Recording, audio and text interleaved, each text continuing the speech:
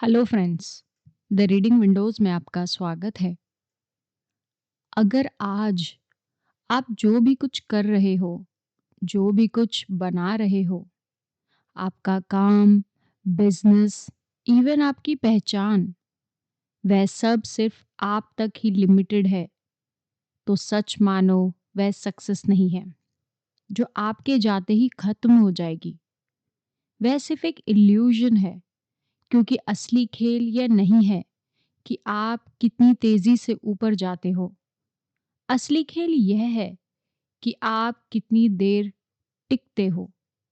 और उससे भी बड़ा सवाल है कि क्या आप कुछ ऐसा बना रहे हो जो आपके बिना भी चल सकता है, या सब कुछ आपके साथ ही खत्म हो जाएगा।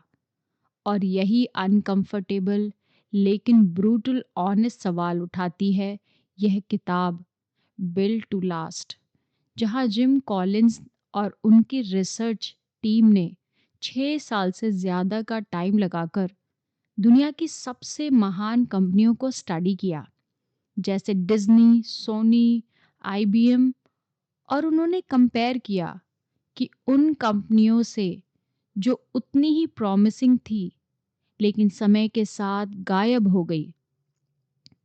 और उन्होंने पाया कि फ़र्क सिर्फ टैलेंट का नहीं था, फ़र्क स्ट्रैटेजी का था, फ़र्क सोच का था, सिस्टम का था और डिसिप्लिन का था। यह किताब सबसे पावरफुल और फाउंडेशनल कॉन्सेप्ट के ऊपर बात करती है, जो है clock building versus time telling. इसे डीपली समझा जाना ज़रूरी है, क्योंकि यही पूरी किताब का हार्ट है। कॉलिंस कहते हैं कि एवरेज लीडर्स टाइम टेलर्स होते हैं, यानी वो खुद डिसीजन लेते हैं, खुद डायरेक्शन देते हैं और पूरी ऑर्गेनाइजेशंस को उन्हीं पर डिपेंड करना पड़ता है। जब तक वो है सब चलता है, लेकिन जैसे ही वो हटते हैं पूरा सिस्टम टूट जाता है। लेकिन विजनरी कंपनीज ऐसा नहीं करती, वो क्लॉक बिल्डर्स बनाती हैं। यानी वो ऐसे सिस्टम को क्रिएट करती हैं जो किसी एक इंसान पर डिपेंड नहीं होता। उन्होंने प्रोसेस डिफाइन किए होते हैं, उन्होंने कल्चर बिल्ड किया होता है, उन्होंने डिसीजन मेकिंग को डिसेंट्रलाइज किया होता है, ताकि ऑर्गेनाइजेशनल अपने आप चल सके। और यह कॉन्सेप्ट सिर्फ बिजनेस के लिए नहीं है दोस्तों, बल्कि आपकी लाइफ के लिए भी है। अगर आपकी ग्रोथ सिर्फ आपके मूड, मोटिवेशन या प्रेजेंस पर डिपेंड करती है, तो वह कभी टिकेगी ही नहीं। लेकिन अगर आपने हैबिट्स, रूटीन और सिस्टम बना लिया, तो आप लॉन्ग टर्म में ग्रो करेंगे। इसके बाद किताब माइंड ब्लोइंग कॉन्सेप्ट, यानी जीनियस ऑफ द एंड के ऊपर बात करती है। यानी आम लोग सोचते हैं कि आपको चूज करना पड़ेगा, प्रॉफिट या पर्पस, डिसिप्लिन या क्रिएटिविटी, स्टेबिलिटी या इनोवेशन। लेकिन विजनरी कंपनीज चूज नहीं करती, वो कंबाइन करती है। वो प्रॉफिट भी दिखाती है और पर्पस भी फॉलो करती है। वो डिसिप्लिन भी होती है और क्रिएटिव भी होती है। वो स्टेबल भी रहती है और इनोवेटिव भी होती है। यानी वो ईदर और माइंडसेट में नहीं फंसती, वो बोथ और एंड माइंडसेट को अपनाती है। और यही उन्हें एवरेज से अलग बनाता है, क्योंकि रियल दुनिया ब्लैक एंड वाइट नहीं होती, वह कॉम्प्लेक्स है। और जो ऑर्गेनाइजेशंस उस कॉम्प्लेक्सिटी को हैंडल कर पाती है, वही टिकती है। अब इस किताब के तीसरे कोर पिलर की बात करते हैं, जो है कोर आइडियोलॉजी। हर महान कंपनी के पास एक स्ट्रॉन्ग कोर होता है, उसके वैल्यूज, उसका पर्पस। और यह चीज़ें टाइम के साथ नहीं, बल्कि मार्केट के साथ चेंज होती है। टेक्नोलॉजी चेंज हो सकती है, कंपटीशन बदल सकता है, लेकिन उनका कोर वही रहता है। डिज्नी का कोर इमेजिनेशन है, सोनी का कोर इनोवेशन है। और यही कंसिस्टेंसी उन्हें पहचान देती है, क्योंकि अगर आपका कोर ही बदलता रहेगा, तो आप कभी स्टेबिलिटी, को आइडेंटिफाई नहीं कर पाओगे। लेकिन यहाँ एक बहुत इम्पॉर्टेंट बैलेंस आता है। Preserve the core, stimulate the progress. यानी अपने कोर को कभी मत बदलो, लेकिन बाकी हर चीज में इवॉल्व होते रहो।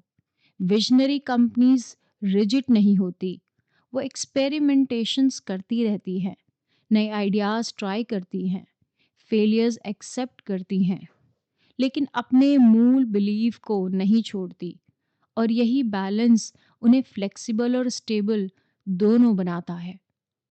अगर आप सिर्फ चेंज करते रहोगे तो आइडेंटिटी खो दोगे, और अगर आप चेंज नहीं करोगे तो आउटडेटेड हो जाओगे। इसलिए दोनों का बैलेंस बहुत ज़रूरी है।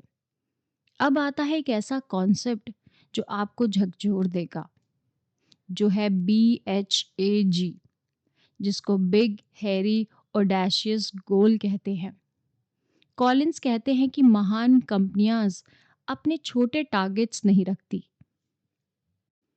वो ऐसे गोल्स को सेट करती है जो सुनने में इम्पॉसिबल लगते हैं।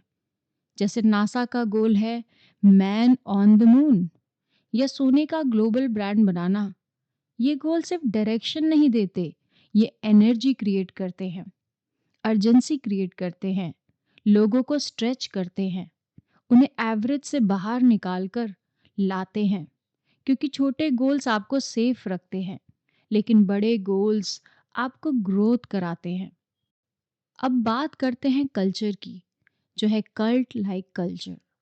विजनरी कंपनीज का कल्चर इतना स्ट्रांग होता है कि वह ऑलमोस्ट एक बिलीफ सिस्टम बन जाता है। हर एम्प्लॉय उस कल्चर को फॉलो करता है। अगर कोई फिट नहीं होता तो वह खुद ही बाहर हो जाता है, क्योंकि स्ट्रांग कल्चर कंसिस्टेंसी से चलता है। और जब वैल्यूज क्लियर होती है तो डिसीजन आसान हो जाता है, कंफ्यूजन खत्म हो जाती है, और पूरी ऑर्गेनाइजेशन एक डायरेक्शन में मूव करती है। आगे किताब try a lot of stuff and keep what works पर काम करती है। और यह कॉन्सेप्ट आपको बताता है कि विजनरी कंपनीज परफेक्ट आइडिया का इंतज़ार कभी नहीं करती, वो एक्सपेरिमेंट करती है, जो है ट्रायल और एरर का। जो काम करता है वो स्केल करती है, जो फेल होता है उसे छोड़ देती है। यानी वो गेस नहीं करती, वो टेस्ट करती है, और यही उसे फास्ट लर्नर बनाती है। और सबसे बड़ा ट्रुथ है कि बड़ी कंपनियां किसी एक आइडिया से नहीं बनती, बल्कि सिस्टम, कल्चर और डिसिप्लिन से बनती है। आइडियाज चेंज होते रहेंगे, मार्केट बदलता रहेगा, लेकिन सिस्टम अगर स्ट्रांग है तो कंपनी टिकती रहेगी। और अगर इसे अपनी लाइफ में अप्लाई करें तो सवाल बहुत सिंपल बट अनकंफर्टेबल है कि क्या तुम अपनी लाइफ में टाइम टेलर हो या क्लॉक बिल्डर हो? क्या तुम्हारी ग्रोथ मोटिवेशन पर डिपेंड करती है या सिस्टम पर? क्योंकि एंड में एक दिन तुम जो बना रहे हो वो तुम्हारे सामने खड़ा होगा। या तो वह तुम्हारे साथ गिर जाएगा, या तुम्हारे बाद भी खड़ा रहेगा। और इस दिन तुम्हें समझ आएगा कि तुमने सिर्फ काम नहीं किया था, या कुछ ऐसा बनाया था जो वक्त से भी बड़ा था। क्योंकि लोग मेहनत करते हैं, कुछ लोग सक्सेस पाते हैं, लेकिन बहुत कम लोग ऐसे बनाते हैं जो बिल्ड टू लास्ट होता है। और शायद तुम्हारी कहानी भी वही बन सकती है, अगर तुम आज सिस्टम को बनाना शुरू कर दो। Thank you everyone.